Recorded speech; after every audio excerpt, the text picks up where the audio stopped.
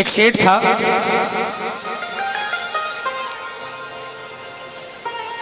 उसको भी जुनून था पैसा कमाने का। नीचे गद्दी थी, ऊपर घर था। सुबह सुबह जल्दी उठता, घर के सब लोग सोए रहते, नीचे आकर अपने व्यापार में लग जाता।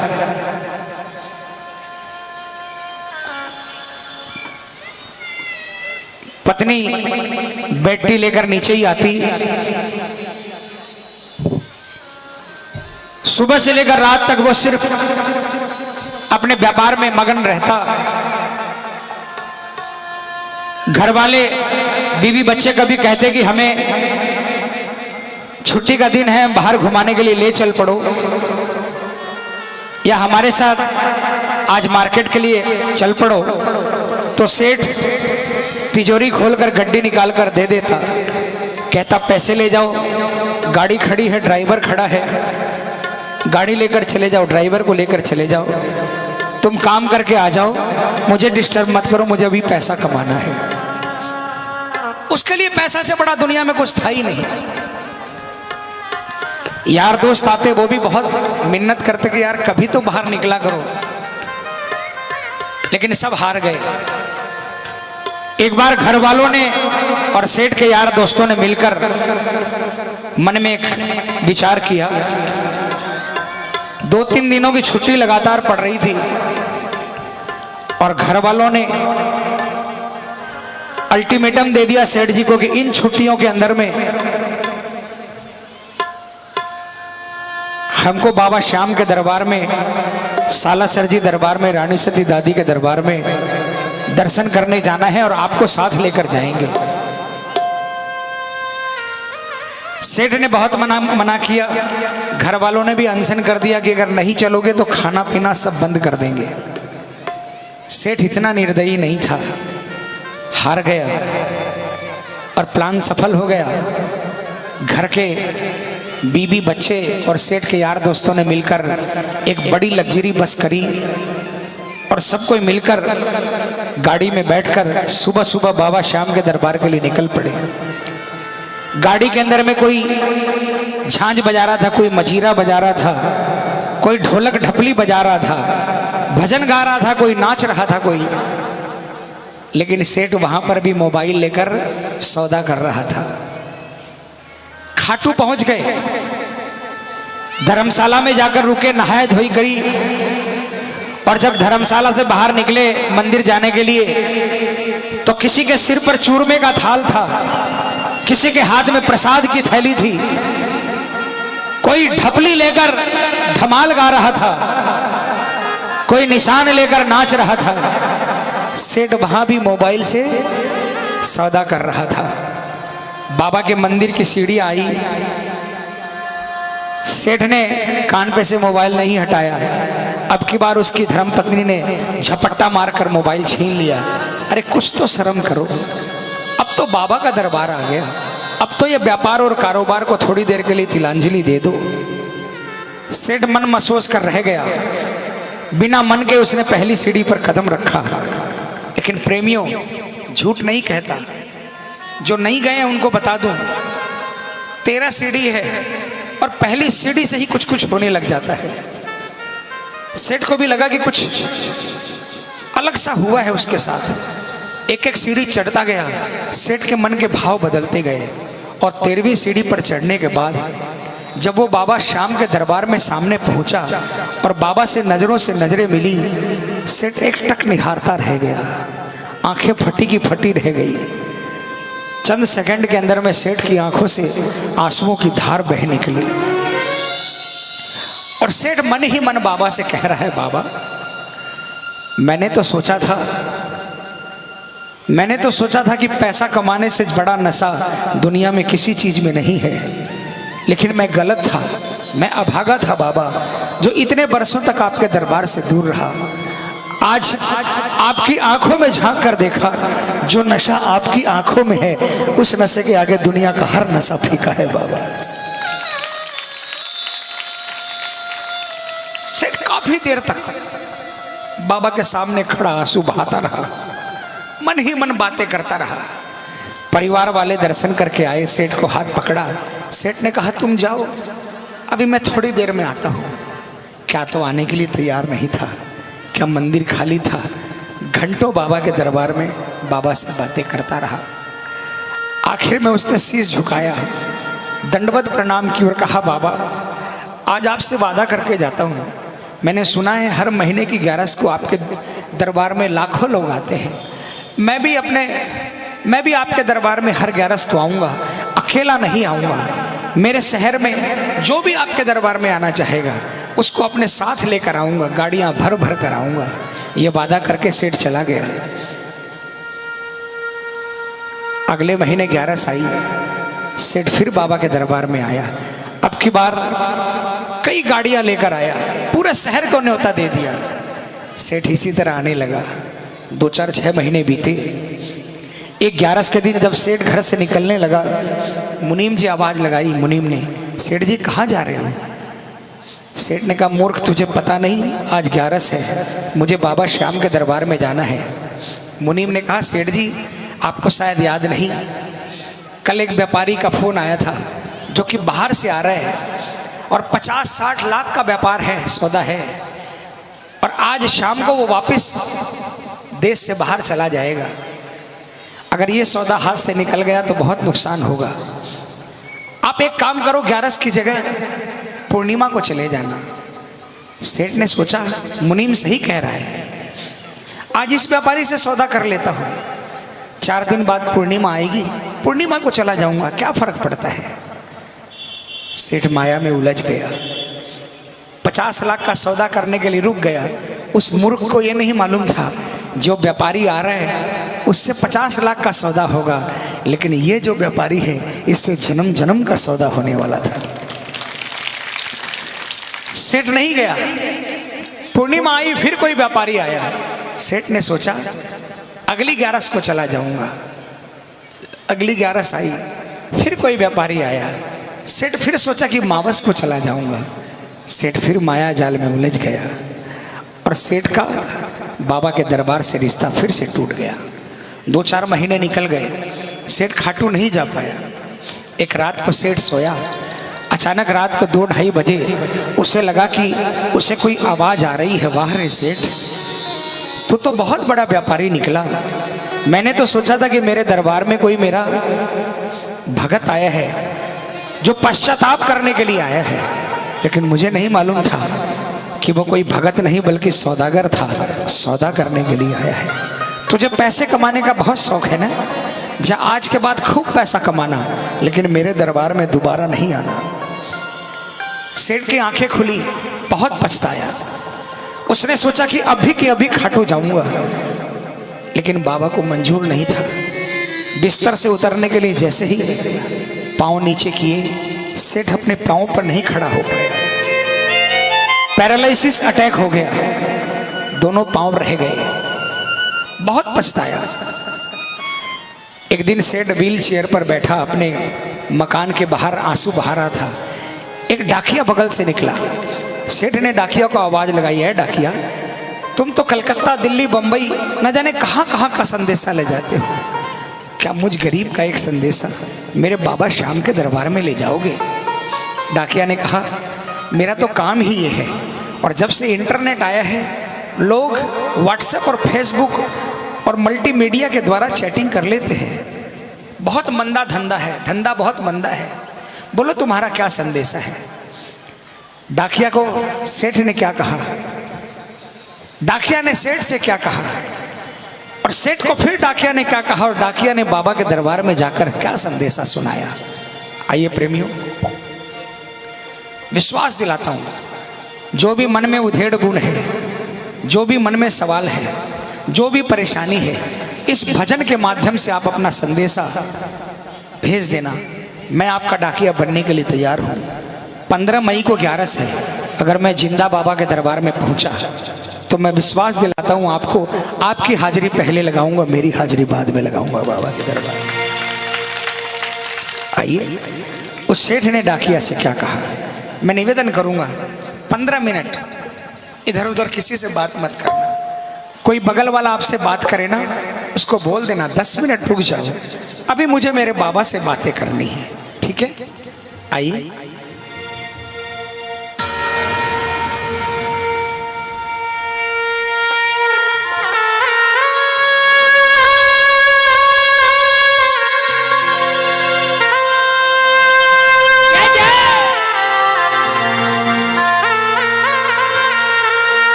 डाकिया जा रे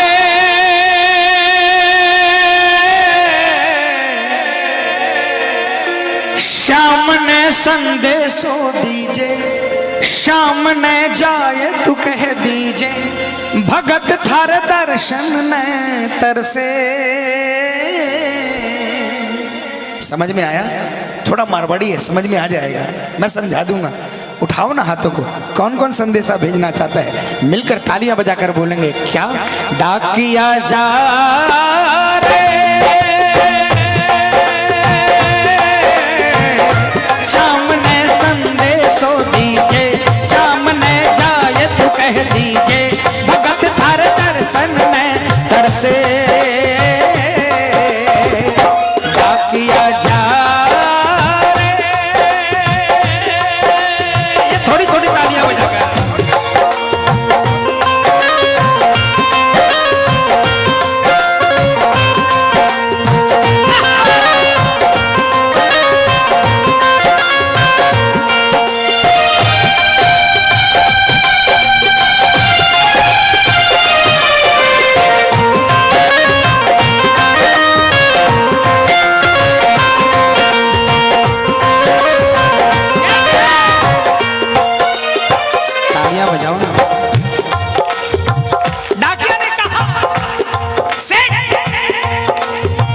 कौन से गांव थारो शाम बसो है, इतनो मान बता दे सेवक रे।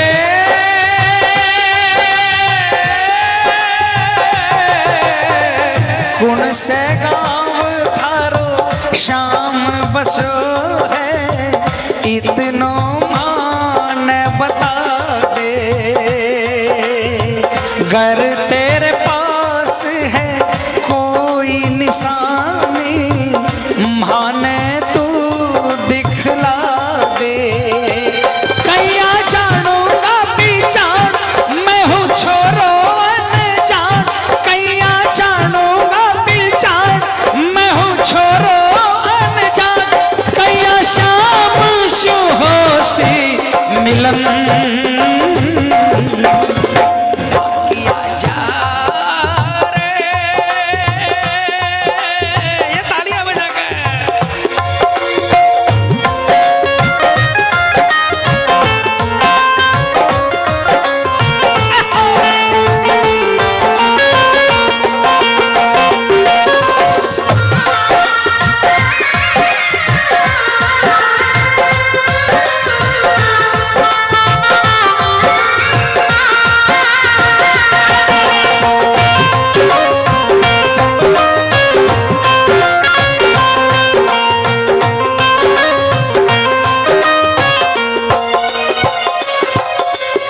किसको किसको ठिकाना पता है खाटू का?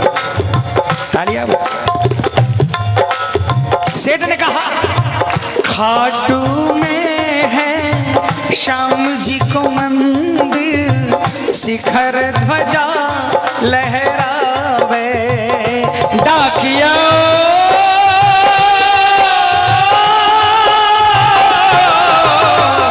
खाटू में है श्याम जी को मंदिर, शिखर ध्वजा लहरावे।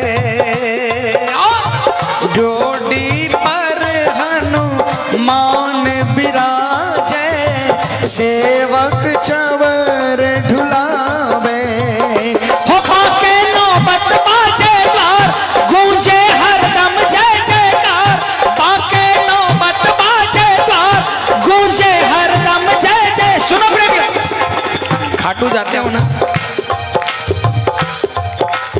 जब छोटी सीढ़ियों से दर्शन करने चढ़ते हो, अखंड ज्योति वाले चबूतरे पर नगाड़ा रहता है, नगाड़ा वाला भी रहता है, तालियां बजा,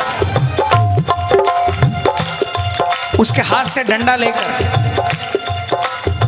माथे से लगाकर जो भी अरदास हो वो अरदास कहकर 5 बार उस नगाड़े पर वार किया करो, और जो भी आपकी श्रद्धा हो 10, 20, 50, 100 उस नगाड़े वालों को दे दिया करो, अरदास पूरी होती है।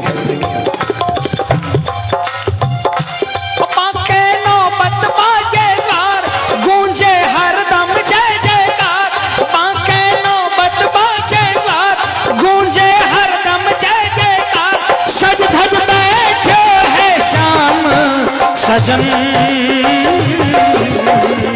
डाकिया जा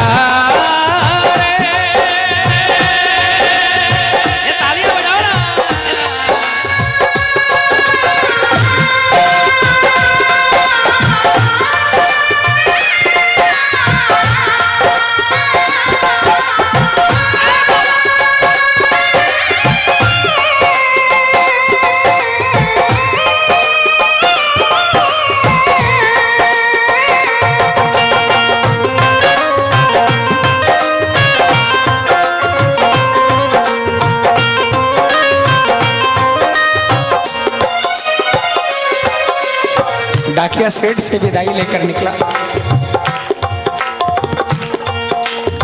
खाटू पहुंचा, बस से उतरा,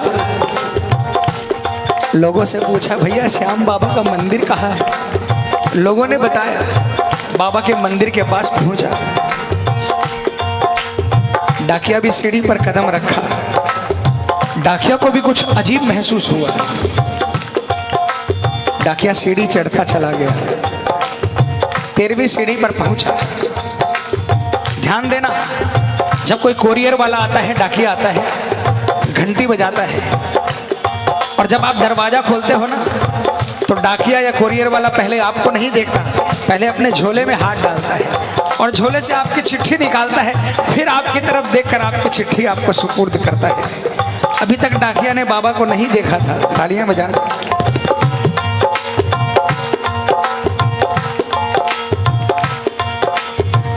पहुँच गयो दरबार शाम के, बोलन लाग्यो संदेशो, बाबा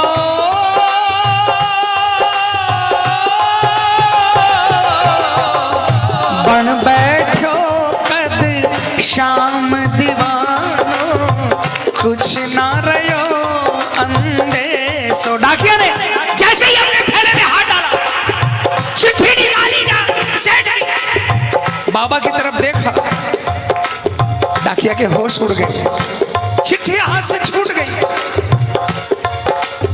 डाकिया की आंखों में भी आंसुओं की धार बह गई, फूट फूट कर रोने लगा, संदेशा सुनाना भूल गया। अचानक उसे लगा कि कोई आवाज आई, अरे डाकिया, तू जिस काम के लिए आया है वो काम तो बता। डाकिया बाबा के चरणों में गिर गया, उसने कहा बाबा, मैं अभागा डाकिया, जिंदगी के 40 साल साइकिल के 2 पहियों पर बिता दिए, इसका संदेशा उसको सुनाया, उसका संदेशा उसको सुनाया, मेरी सुनने वाला आज तक कोई नहीं आया। रिटायरमेंट के 2-3 महीने बाकी बचे हैं, ये तो भला हो उस सेठ का जिसने मुझे आपके दरबार का पता बता दिया।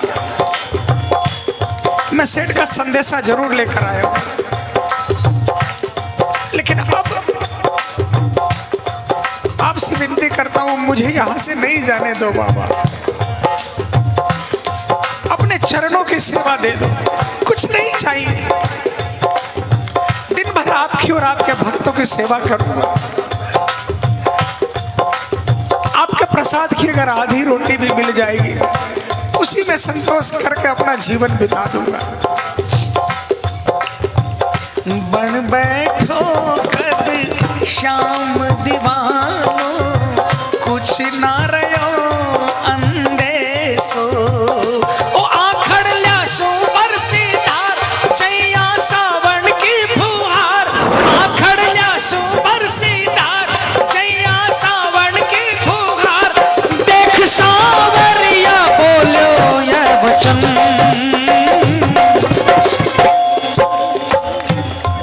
अब की बार बाबा ने कहा, पगले तुझे वापिस भेजने के लिए थोड़ी बुलाया है मैंने, तुझे अपने पास रखूंगा, लेकिन मेरा एक छोटा सा काम कर देगा। जब भवसागर पार करने वाले ने केवट से कहा कि मुझे गंगा पार करा दे, वो चरणों में गिर गया। डाकिया फिर चरणों में गिर गया। दुनिया का काम बनाने वाले आज मुझ गरीब को कह रहे हैं कि मेरा एक काम कर देगा। बाबा ने कहा, डाकिया, ए भैया, हेलो, ए भाई साहब, ए!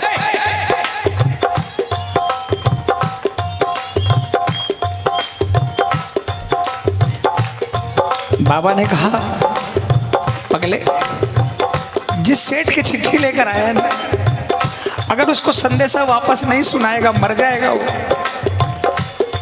बस मेरा संदेशा उसको देकर आ जा, उसके बाद तुझे कहीं नहीं जाने दूंगा। और बाबा ने क्या कहा, डाकिया जा रे,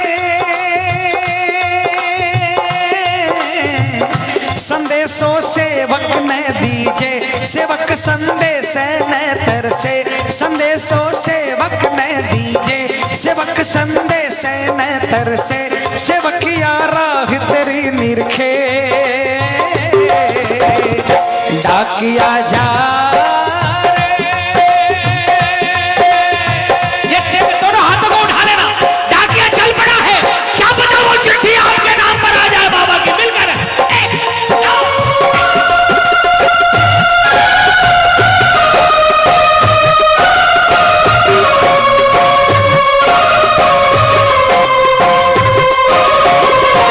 चिट्ठी आई है, चिट्ठी आई है, बोलो बोलो बोलो। चिट्ठी आई है, चिट्ठी आई है, ओ चिट्ठी आई है खाटू से, चिट्ठी आई है, बोलो।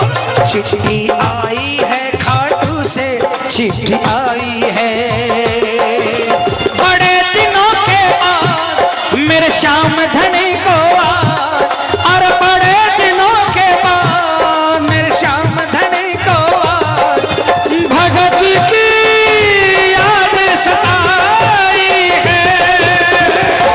चिट्ठी आई है, चिट्ठी आई है, ओ चिट्ठी आई है, चिट्ठी आई। डाकिया ने ये नहीं सोचा कि रात के 2 बजे 2:30 बजे सेठ के घर पे पहुंचूंगा। उसको तो जल्दी लगी थी कि बाबा का संदेशा सेठ को देकर वापस श्याम के चरणों में आकर नौकरी में लग जाने की। रात को 2 बजे वो सेठ के मकान के बाहर पहुंचा। उस दिन सेठ के घर में कोई नहीं था, सेठ अकेला सो रहा था। डाकिया ने कॉल बेल दबाई।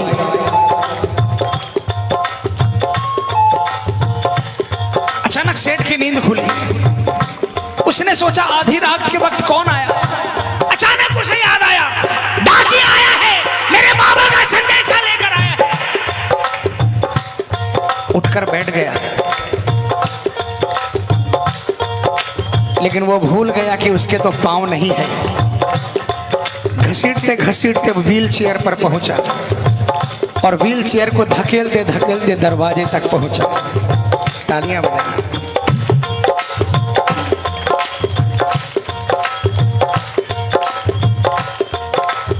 इस खुशी में कि डाकिया चिट्ठी लेकर आया है, सेठ की ताकत खत्म हो गई। उसने दरवाजे का हैंडल नीचे करने की कोशिश की, खुशी में सारी ताकत खत्म हो गई। हैंडल नहीं हिल रहा था, बहुत कोशिश की। बाहर से डाकिया बार बार घंटी बजा रहा है और अंदर से सेठ बार बार हैंडल को ऊपर नीचे घुमा रहा है। आग बाहर भी लगी है, आग अंदर भी लगी है।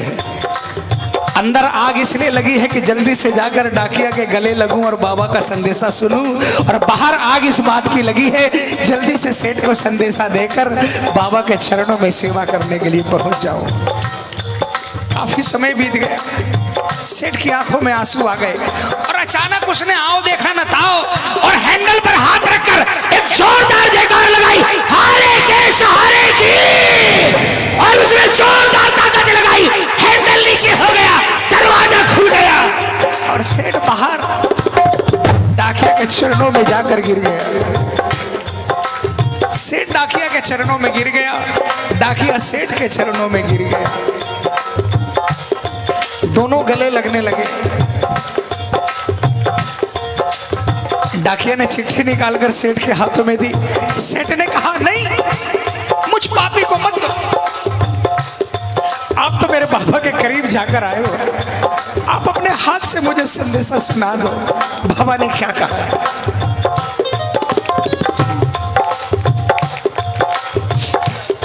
डाकिया ने संदेशा सुनाया। बाबा ने क्या कहा है सुनना, आप भी सुनना, ये संदेशा आपके लिए भी है। बाबा ने कहा, कह दीजिए तू जाए सेवक ने तेरो बुलावो आसी, सेवक रे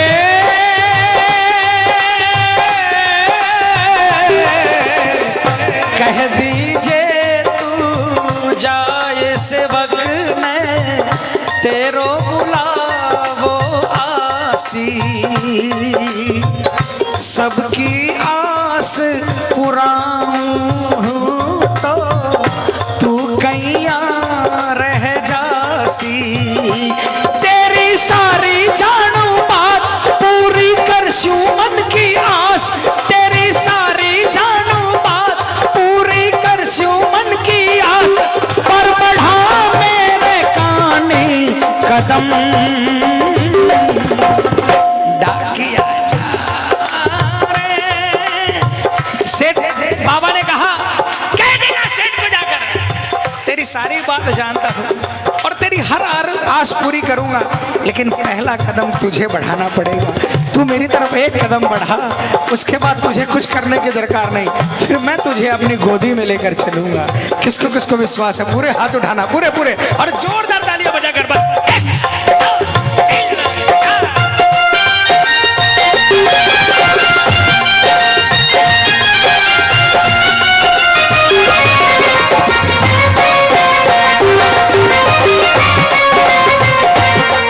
पुष्पांशुरी वाले की,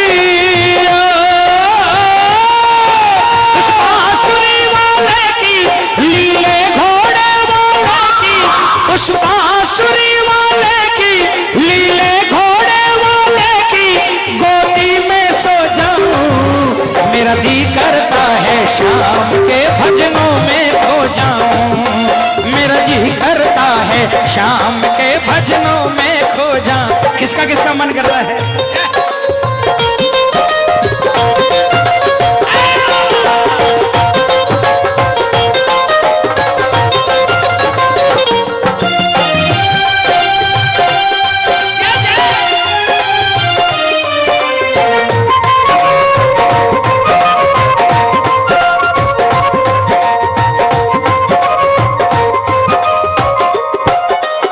और जो ही बाबा का संदेशा सुना, सेठ नाचने लगा। तालियां बजाओ। सुन संदेशो सांवरिये को मनड़ो घणो हरसायो, बोलो बोलो। सुन संदेशो सांवरिये को मनड़ो घणो हरसायो, बंध गया पाँव में घूघरिया सा, मन को मोर यो गायो, हमारो श्याम बड़ो दिलदार, हो जाओ लेवन में तैयार, हमारो श्याम बड़ो दिलदार, हो जाओ लेवन में तैयार, दर्शन।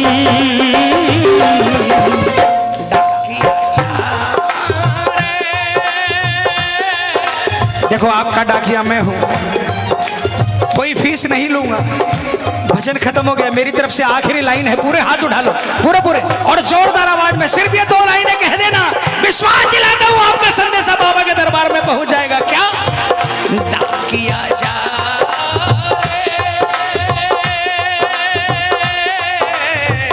सामने संदेशो दीजे, सामने जायत कह दीजे, सामने संदेशो दीजे, सामने जायत कह दीजे, भगत थार दर्शन में तरसे। डाकिया जा रे, डाकिया जा रे, डाकिया जा